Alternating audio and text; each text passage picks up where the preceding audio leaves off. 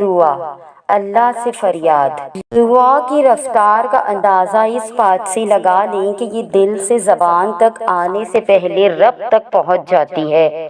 دعا ہر وقت مانگنی چاہیے، شفا ہر وقت مانگنی چاہیے، صرف بیماری ہی نہیں، حد سے بڑھتی خواہشات سے، کسی کے خلاف پیدا ہونے والے بغض اور حسد سے، اپنے دل کو درد آلود کر دینے والی سوچوں سے اور ذہنی سکون چھین لینے والے انسانوں سے۔ اور وہی تو ہے میرا اللہ جسے میں نے حالت مرض میں پکارا تو شفا دے دی، بھوک میں پکارا تو غذا دے دی، پیاس میں پکارا تو پانی پلا دیا، اور ذلت میں پکارا تو عزت دے دی، جہالت میں پکارا تو نور مصطفیٰ صلی اللہ علیہ وآلہ وسلم سے نواز دیا، راہ میں بھٹک گیا تو راستہ دکھا دیا، غربت میں پکارا تو غنی کر دیا۔ اے اللہ، تو معاف کرنے والا اور معافی کو پسند کرنے والا ہے، ہم سب کو معاف فرما اور ہم سب کو بخش دے۔ جب اللہ ہمیں اس چیز سے آزماتا ہے جس کو کھونے کا ہم سوچ بھی نہیں سکتے، تو پھر صبر کرنے پر اللہ تعالی ہماری مدد بھی جس کا ہم نے گمان بھی نہیں کیا ہوتا ان وسیلوں سے کرتا ہے۔ بس توکل رکھو اللہ پر اور مشکل وقت میں صبر کرو۔ حضرت علی علیہ السلام نے فرمایا، جس خواہش کو تم اللہ کی راہ کے لیے رد کر دیتے ہو، وہ اسی خواہش پر راضی ہو کر اسے تمہارا مقدر بنا دیتا ہے۔ اس سے نا امیدی ہونا کیسا جو 70 ماؤں سے بھی زیادہ محبت کرتا ہے۔ اللہ کے سامنے اپنی بے بسی کا اظہار کیا کرے، اللہ کو بتایا کرے کہ ہم بالکل بے بس اور کمزور ہیں۔ جو درد آپ کو اندر تنگ کر رہا ہے، اس درد کو فقط اللہ کے سامنے آنسو میں بہایا کرے۔ جو الجھنیں ہیں وہ سب اللہ کے سامنے رکھا کرے۔ اے میرے اللہ، میں تجھ سے مانگتا ہوں ہدایت اور تقوی اور پاک دامنی اور مخلوق کی نامحتاجی۔ تو اللہ غیب سے وسیلے بناتا ہے۔ ساری دنیا اگر تمہیں مل کر مایوسی کی طرف دھکیلے اور تم اللہ پر کامل یقین رکھو تو وہ تمہارے لیے غیب سے وسیلے بنا دے گا۔ مومن کا عجیب معاملہ، حضور صلی اللہ علیہ وآلہ وسلم نے ارشاد فرمایا کہ مومن کا معاملہ بڑا عجیب ہے، اس کے ہر معاملے میں خیر ہی خیر ہے، اور یہ بات مومن کے علاوہ کسی کو حاصل نہیں۔ اگر اسے خوشی ملتی ہے تو وہ شکر کرتا ہے، یہ اس لیے کہ خیر ہے، اور اگر مصیبت آتی ہے تو وہ صبر کرتا ہے، یہ بھی اس کے لیے خیر ہے۔ دعا دستک کی طرح ہوتی ہے، مسلسل دستک سے دروازہ کھل ہی جاتا ہے۔ رویے عارضی ہوتے ہیں، رویوں کے پیچھے زندگی مشکل نہ کرے، کیونکہ منتوں اور ترلوں سے رشتے کبھی نہیں سنبھلتے۔ جو جانا چاہتے ہیں انہیں جانے کے لیے راستہ ضرور دیں۔ کوئی بھی شخص دنیا کا آخری شخص نہیں ہوتا۔ اگر آپ نے اپنی عزت نفس بچا لی ہے تو یقین رکھیں وہ نظروں کے سامنے ہوتے ہوئے بھی نظر نہیں آئیں گے۔ کچھ لوگوں کے لیے یہی سزا کافی ہوتی ہے کہ آپ ان کے سامنے ہوتے ہوئے بھی ان کی دسترس سے دور ہیں۔ زندگی کیا ہے لمحے کی خبر نہیں، دلوں سے بدگمانیاں نکال پھینکے، مسکرا کر سب سے ملے، نہ جانے کب کہاں زندگی کا سفر رک جائے۔ ہم آج ہیں اور کل تھے ہو جائیں گے۔ اپنی ویڈیو میں آگے بڑھنے سے پہلے آپ سے گزارش ہے کہ جنہوں نے ہمارے چینل کی اس سے پچھلی ویڈیو نہیں دیکھی ہے تو پہلے وہ دیکھ لیجئے، اور ویڈیو پسند آنے کی صورت میں میرے چینل کو سبسکرائب کیجئے۔ سب سے زیادہ قریبی لوگوں کا وار سب سے خطرناک ہوتا ہے، کیونکہ وہ کم فاصلے سے کیا جاتا ہے۔ چیزوں کے آسان اور بہترین ہونے کا انتظار نہ کریں، زندگی ہمیشہ پیچیدہ رہے گی۔ ابھی خوش رہنا سیکھیں، دوسری صورت میں آپ کا وقت ختم ہو جائے گا۔ اے اللہ پاک، وہ معاملات جن میں ہمارا اختیار نہیں، جہاں ہم بے بس ہیں، ان میں ہماری مدد فرما اور ہمیں اکیلا مت چھوڑ۔ اپنی زندگی میں ہر موڑ پر اپنے اللہ پاک سے مدد مانگتے رہیے۔ بعض اوقات چھوٹی چھوٹی باتیں بھی دل کو بری لگ جاتی ہیں، اس وقت سارے بڑے غم بھی یاد آ جاتے ہیں۔ کہنے والے کہتے ہیں کہ ایسی چھوٹی چھوٹی باتوں سے بھلا کون روتا ہے، جبکہ یہ چھوٹی باتیں تو محض بہانہ ہوتی ہے، بڑے غموں کو چھپانے کا بات احساس کی ہوتی ہے۔ انسانوں کے احساسات کو سمجھنا ہر کسی کے بس میں نہیں۔ غم خاص پر کبھی چھپ رہیں، کبھی رو دیے غم عام پر۔ غم خاص پر کبھی چپ رہیں، کبھی رو دیے غم عام پر۔ بعض اوقات بات لفظوں کی نہیں ہوتی، لہجوں کی ہوتی ہے۔ لہجے بدل جائے تو میٹھے الفاظ بھی تیر کی طرح لگتے ہیں۔ اللہ کی خاطر چھوڑ دینا کوئی جھگڑا، چھوڑ دینا اپنا کوئی جائز حق، چھوڑ دینا کوئی گناہ، چھوڑ دینا، اس سے دل میں ایمان کی ٹھنڈک اور حلاوت محسوس ہوتی ہے۔ رب ذوالجلال آپ کو دنیا اور آخرت میں عظیم مرتبہ شان اور عزت عطا فرمائے۔ آپ کی تمام عبادات اور ہر دعا قبول و منظور ہو۔ ہر پل ہر گھڑی آپ پر رحمتوں اور برکتوں کی بارش ہو۔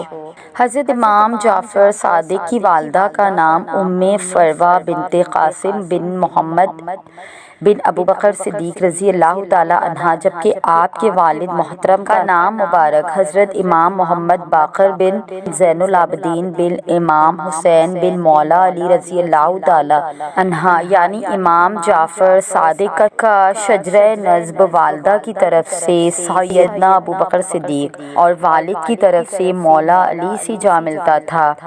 تیری نسل پاک میں ہے بچہ بچہ نور کا، تو ہے عین نور، تیرا سب گھرانہ نور کا۔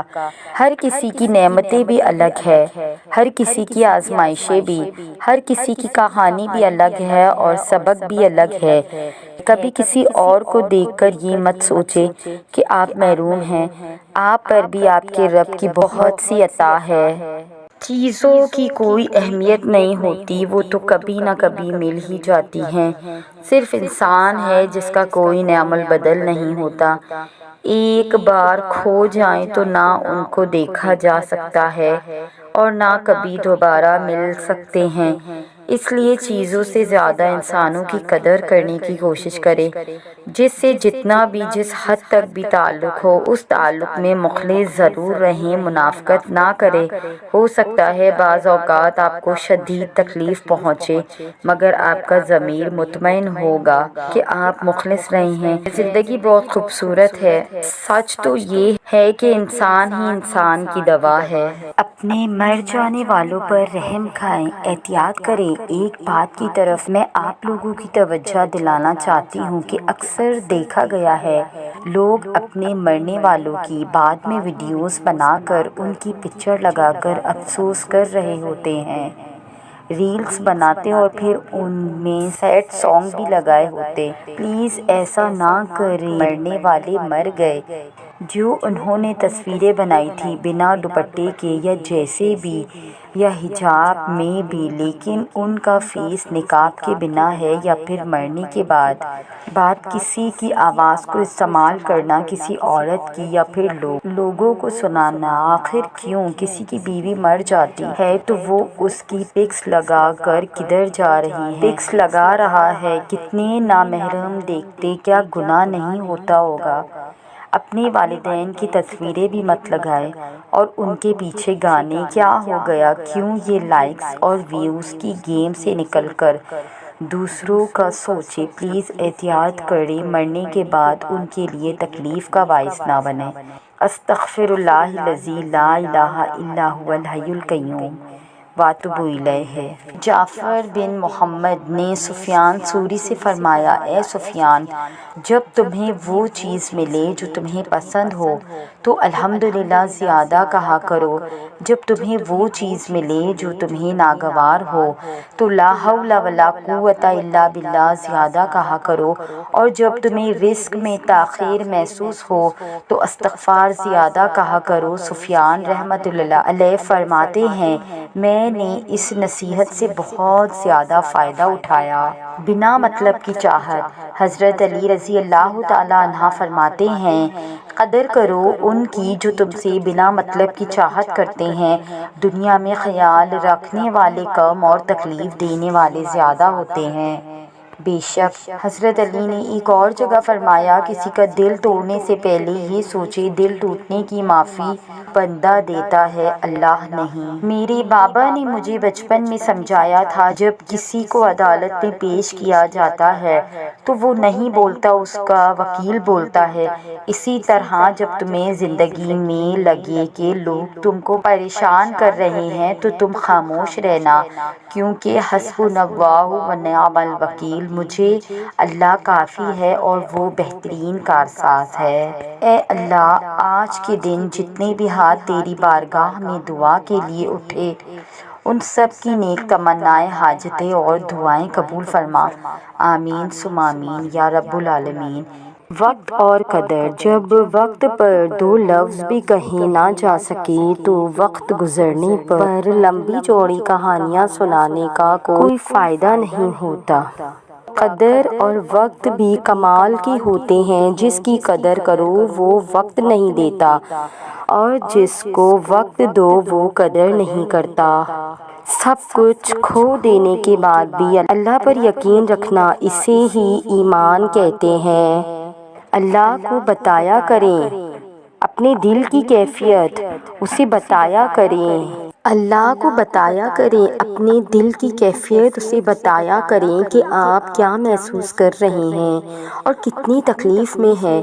آپ یقین کریں وہ بہت پیار سے سنے گا۔ اس کے سامنے رو لینے سے ہی آپ کے دل میں سکون اترے گا، بے شک وہ دلوں کا ہمراز ہے۔ آپ ابھی جس مشکل میں پھنسے ہوئے ہیں، اس مشکل سے آپ کو اللہ کے سوا کوئی سیو نہیں کر سکتا۔ اپنی ویڈیو میں آگے بڑھنے سے پہلے آپ سے گزارش ہے کہ جنہوں نے ہمارے چینل کی اس سے پچھلی تمام ویڈیوز نہیں دیکھی ہیں تو پہلے وہ دیکھ لیجئے، اور ویڈیو پسند آنے کی صورت میں ہمارے چینل کو سبسکرائب کیجئے۔ تو آج کی ہماری ویڈیو کا ٹاپک ہے، اللہ کو بتایا کریں۔ اللہ کو بتایا کریں اپنی تمام پریشانیاں، تو پھر ادھر ادھر کیوں بھاگ رہے ہیں آپ؟ ٹھہر جائے یہیں، رک جائے یہیں۔ جس مدد کی آپ کو تلاش ہے وہ بھاگنے سے نہیں، اللہ کے سامنے سر جھکانے سے ملے گی۔ اور یہی غلطی تو پہلے بھی آپ سے ہوئی تھی، آپ اللہ کے سامنے سر نہیں جھکاتے تھے، اسی لیے یہ حالات پیدا کر دیے گئے جو آپ کو جھکا دیں، اور آپ ہیں کہ ابھی بھی بھاگے جا رہے ہیں۔ تو اس بات کو سمجھیں کہ اس دنیا میں اللہ کے علاوہ کوئی آپ کا دوست اور مددگار نہیں، اور تمہارے لیے اللہ کے سوا کوئی دوست ہے نہ مددگار۔ ایک قرآن حدیث ہے، وَمَا لَكُم مِّن دُونِ اللَّهِ مِن وَلِيٍّ وَلَا نَصِيرٍ، اور تمہارے لیے اللہ کے سوا کوئی دوست ہے نہ مددگار ہے۔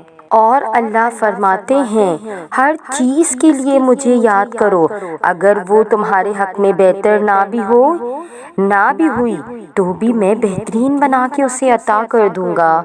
اللہ کی نعمتوں کا ہر وقت اٹھتے بیٹھتے شکر ادا کیا کرے، اپنی زبان کو الحمدللہ کا عادی بنا دے کہ اگر رات کو بغیر دوائیوں کے سوتے ہو اور صبح بغیر کسی تکلیف کے اٹھتے ہو تو کہو الحمدللہ۔